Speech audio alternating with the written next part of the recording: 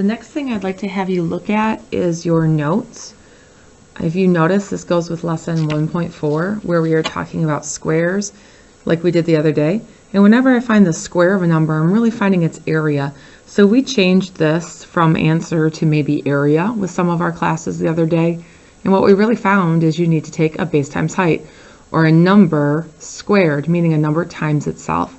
So we did that each time. We also did some sketching off to the side. We found some areas. So when I'm talking about squaring a number, it's a number times itself. I'm using the number or the base 2 times. Well, today I'm going to ask you to flip your notes all the way over so that we can move on with this idea and build not today with Math Minecraft squares, but with Math Minecraft blocks, or cubes, if you will.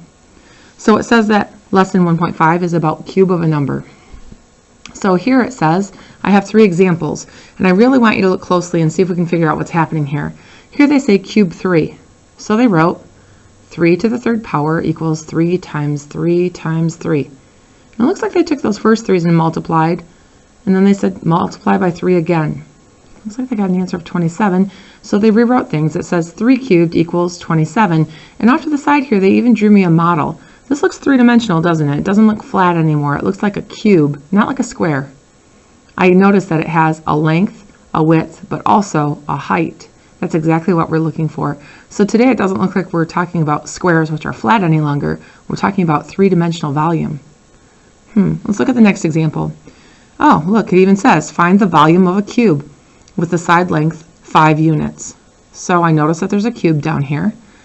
They labeled the height, the length, and the width with 5 units. Looks like all of the sides or edges actually would be the same length, wouldn't they? Well, what did they show me for the math? They wrote 5 to the 3rd power, or 5 cubed. And that means 5 times 5 times 5, they say. Notice how they took the first 2 5's and multiplied and said to multiply by 5 one more time. Looks like they got an answer of 125, but this time they gave it a label. They called it units with a little tiny 3 at the back. Looks like it's units cubed. Oh, interesting, because this one was labeled in units. They called it units cubed. Take a look at the last example. It says find the cube of 2. Well, if you notice, they wrote 2 to the 3rd power, just like the other ones were written to the 3rd power. So it looks like they wrote out the 2 1, 2, 3 times. 2 times 2 times 2. Well, it looks like they started simplifying. The first 2's multiplied get them 4, and then you multiply by 2 again. Well, 4 times 2 is 8.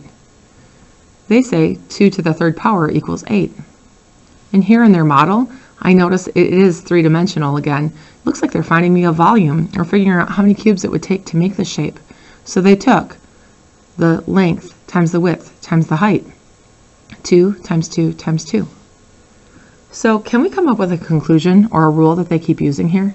To find the cube of a number, what do I have to do each time? Might be a good time to pause the video, might be a good time to have a conversation with your table partner, and then maybe report back to our guest teacher today. What do you notice they're doing each time?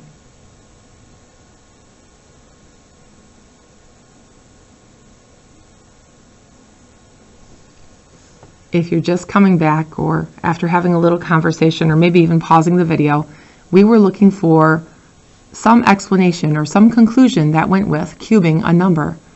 So what are we trying to do today? We're trying to cube a number. So to cube a number, what do I have to do? It looks like I have to take the number and write it to what power? Each time they wrote it to the 3rd power. I write the number to the 3rd power.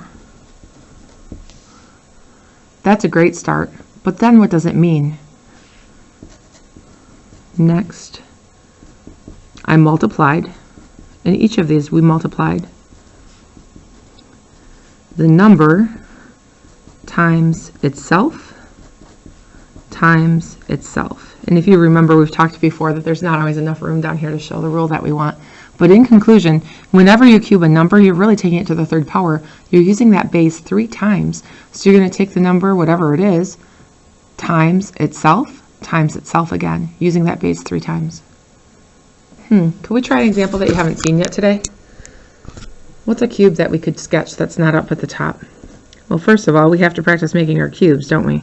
So we could start with a square, but to make it look three-dimensional, oftentimes I will draw kind of a upside down L over here, or you might call it a 7 over in the corner. If we attach the far left to the far left, and here the middle to the middle, and the bottom to the bottom, we end up with a three-dimensional looking object. And we'll call it a cube, and I know that because we can go ahead and put these lines here, which we use in geometry, to show that we have equivalent lengths. These are all the same length. So this is considered a cube. Well, what length haven't we used before? At the top I see they used 3, they used 5, they used 2. It looks like we haven't used, say, 4. What if this had a base of 4? Well, that really means that every single length is 4. But instead of labeling all of them, do you remember when I cube a number, how many dimensions I'm talking about? Because I'm really trying to find its volume. Don't I use a formula which is called length times width times height? Sometimes we just write it like this: length, width, height. We show just the first initial to represent the length, the width, the height. And this actually secretly shows multiplication in there. You could show it with a dot or some other multiplication symbol if you like. But this really shows length times width times height. So how many dimensions do I usually measure for volume? Only 1, 2, 3. Here could be our length. Here could be our width. And we'll call this our height. So what does that mean I need to do? Well, if the length, the width, and the height are all the same, couldn't I use that same number 3 times in multiplication? Let's show what that looks like. This is called exponential form. 4 to the 3rd power is how we would read it, or maybe 4 cubed. Well, what that really means is 4 times itself times itself. Be careful. Most popular wrong 6th grade answer is 12. This is not adding on, is it? It's multiplication. So let's look at the top. Notice what they did. We multiply 2 numbers at a time. 4 times 4 is actually 16, and we bring down the next times 4. Well, one more step here. What is 16 times 4? Well, if I think for a minute, I know 4 times 10 is 40, and 4 times 6 more is 24 more. 40 and 24. Looks like I'm going to get 64. Now, I know we didn't label this with units all the way along, but I really should know that when I'm talking about area, I need to show a special type of unit. I'm actually talking about how many cubes it would take to make this.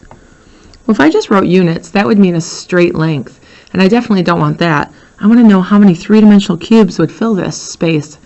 So to do that, I really took units times units times units. I really have units to the 3rd power, or units cubed.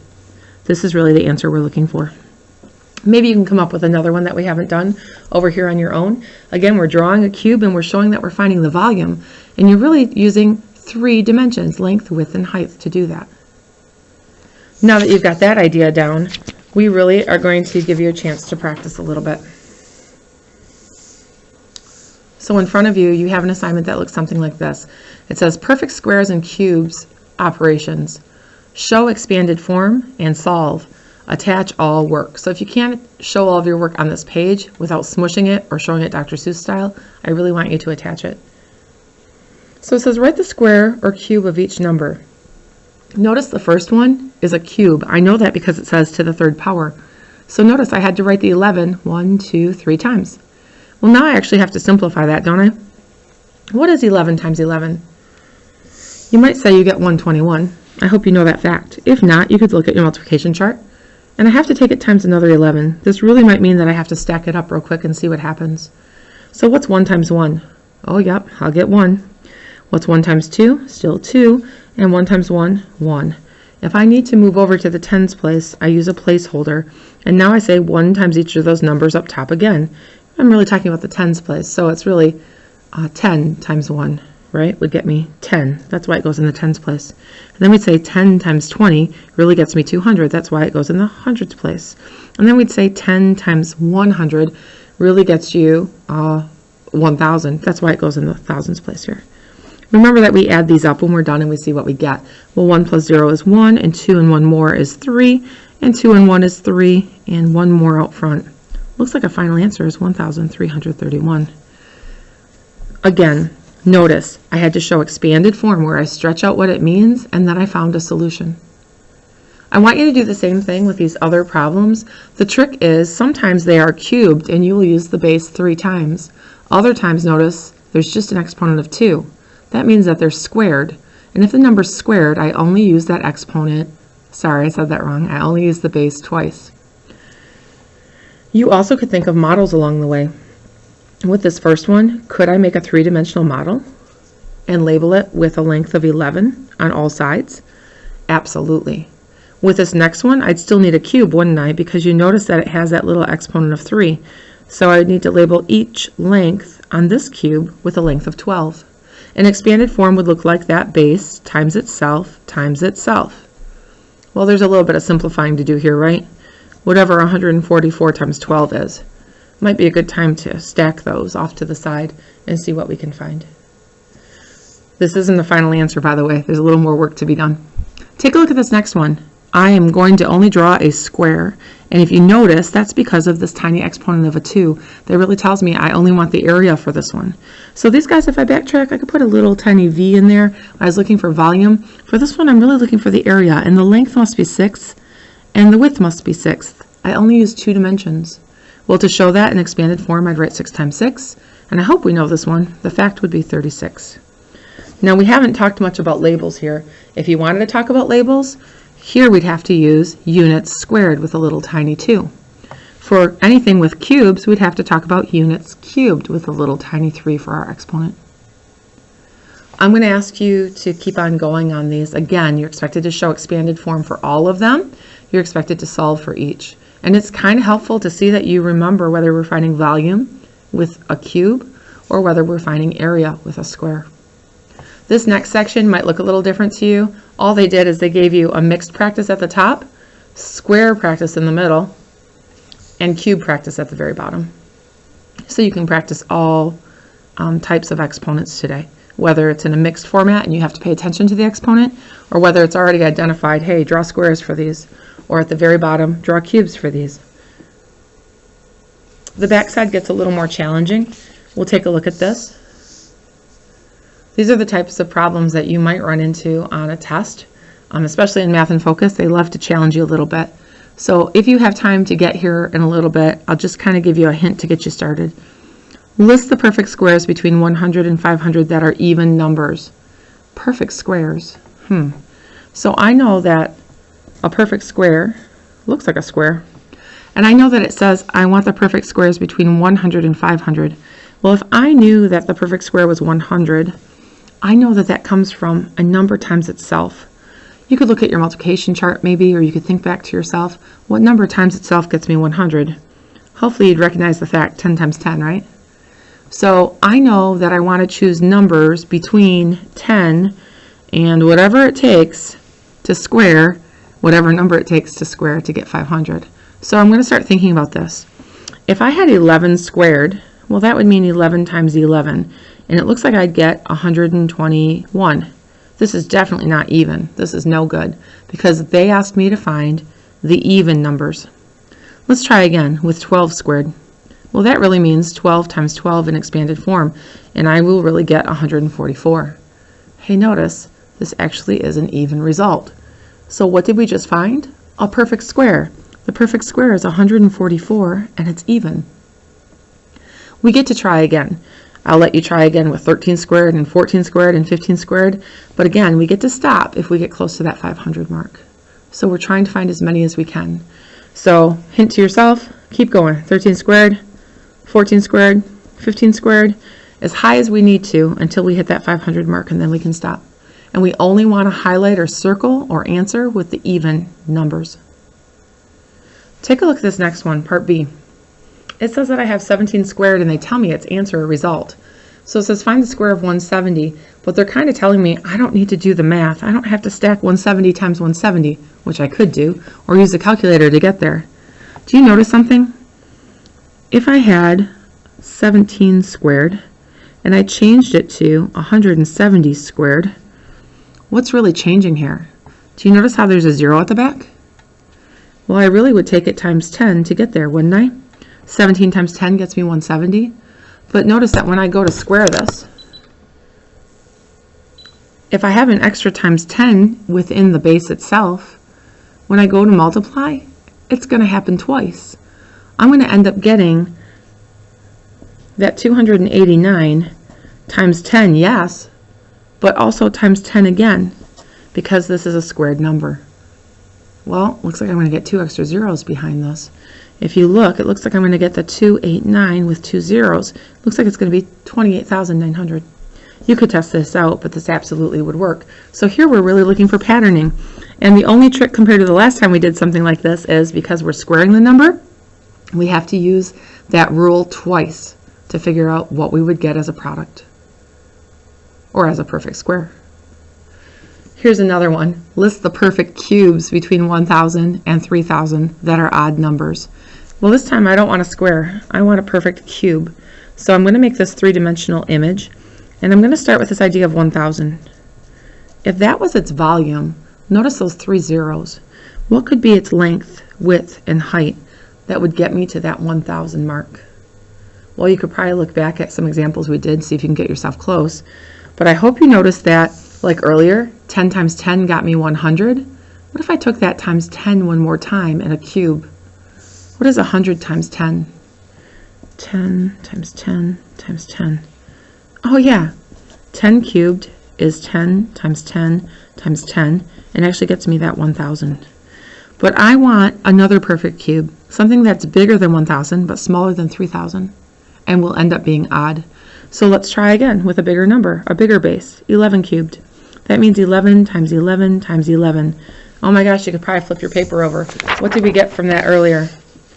1,331. It's always good to use other parts of the assignment to help yourself. Is this odd or even? The answer is odd. Look at that last digit. It's not a 0, 2, 4, 6, or 8. We already found one. But that's probably not all. Next we get to find 12 cubed. Well, if you notice back on the other side, you may have already done that. Let's take a look. Did you? Sure did. Down here for number 14, whatever you got for an answer, you can totally copy down here and decide, was it odd or was it even? If it's even, leave it alone. If it's odd, it's part of your answer. It's one of your answers. You get to keep on trying this. You get to try 13 cubed, which really means 13 times 13 times 13. See what you get. And again, we're looking for the odd answers this time. You want to continue this. I'm not done with this answer. I just gave you kind of a hint on how to get it started. And that's enough for today on that one. You can keep yourself going until you find as many as possible. Down at the bottom, we're going to challenge you to think of order of operations. And it's quite possible that you won't have time to get there today in class. But in case you do, it's worth maybe peeking at. And if you don't, we still need to know bits and pieces of this as we move ahead. So number 11, we want to find the value of this. It says 9 to the third power minus 5 to the second power. Well, I know what 9 to the third power looks like in expanded form. It really means 9 times 9 times 9. And that's going to make a number, so I'm going to put it in parentheses, meaning it's going to make a value all to itself. It's going to make a perfect cube. Next it says take away 5 squared, which really means 5 times 5. And I know that 5 times 5 is going to make a perfect square. It's a number times itself. Let's see if we can simplify this. Well, 9 times 9 is 81, and 81 times 9 more. 81 times 9. 9 times 1 is 9, 9 times 8 is 72. Looks like I'm going to get 729 from this. And from this 5 times 5, hopefully we recognize that that's 25.